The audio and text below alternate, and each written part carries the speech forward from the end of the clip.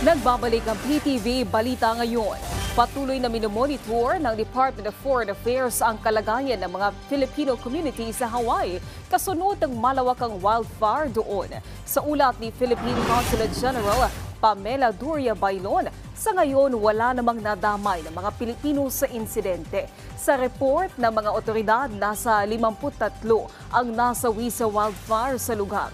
Inaabisuhan naman ang mga Pilipino doon na maging alerto at sumunod sa abiso ng mga kinaukulan sakaling mangailangan ng agarang tulong.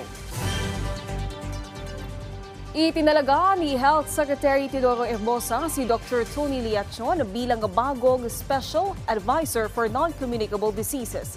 Si Liachon ay kilalang internist at cardiologist sa Manila Doctors Hospital. Ayon kay Herbosa, ang pagtalaga kay Liachon bilang Special Advisor ay makakatulong sa mga Pilipino dahil malawak na ang karanasan nito sa medical field. Si Dr. Liachon ay dating Special Advisor to the National Task Force on COVID-19 noong Duterte administration. Samantala, alamin natin ang iba pang balita mula kay Julius Pacot ng PTV Davao. Daghang salamat, Naomi. Gipahigayon mismo din sa Davao City na itong Miyerkules sa hapon ang post-SONA Philippine Economic Briefing. Dinhi gilatag o gipresenta sa mga opisyal sa gobyerno ang economic situation sa nasod ug kung unsang mga ginapatuman ug ipatuman pang proyekto dinhi sa Mindanao. Sa presentasyon ni Finance Secretary Benjamin Jokno, gilatag niini nga nakabot sa nasod ang pinakataas nga economic growth niadtong tuig 2022 nga ana sa 7.6% ug padayon kining niadtong unang kwarter sa tuig 2023 nga ana sa 6.4%. Gibutyag usab niini nga nikunhod ang unemployment rate o ihap sa mga Pilipino nga walay trabaho karong tuiga nga ana sa 4.5% base sa datos niadtong bulan sa Hunyo. Gipasigarbo usab niini ang pagkunhod sa inflation. Positibo ang gobyerno nga mukunhod pa ang nabating inflation sa 2 hangtod 4% karong fourth quarter sa tuig 2023. Samtang pag-abot dinhi sa Mindanao, lakip sa mga nahimong proyekto sa gobyerno, partikular na sa Department of Transportation ang pagpalambo sa mga nag-unang airport sa Mindanao. Gibutyag usab sa Department of Public Works and Highways o DPWH nga sa 2024 budget magahin sila og 170 billion pesos nga pondo alang sa 5 ka mga rehiyon dinhi sa Mindanao.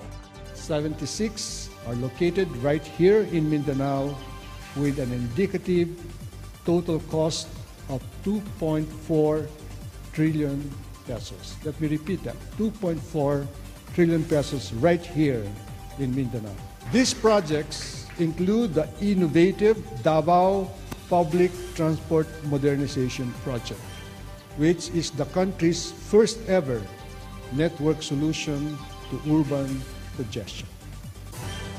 Samtang mukabat sa 13 million pesos nga kantidad sa illegal nga droga ang narecover sa mga otoridad aton sa ilang gihimong buy-bust operation sa Maimbong Sulu niadtong adlaw nga Miyerkules. Din duha ka suspek usab ang arestado nga naila nga sila Janang Murphy Bayrulia alias Aya, 43 anyos ug residente sa barangay Kalang, Tapul, Sulu ug Anton L. Jubail or alias Aldawin Jubail, 31 anyos ug residente sa barangay Kahawa, Talipaw, Sulu. Nakuha sa mga sospek ang duha ka pakete sa shabu nga moabot sa dulan 2 kilos. Pati usab ang mga cellphone nga ilang gamit sa illegal nga transaksyon.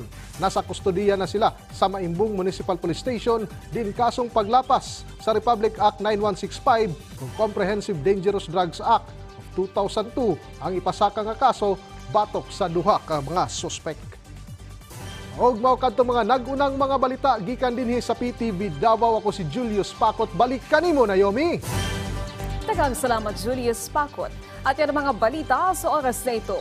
Para sa iba pang update, i-follow at i-like kami sa aming Facebook at Twitter accounts at PTVPH. Ako po si Naomi Tiburcio. Magandang hapon.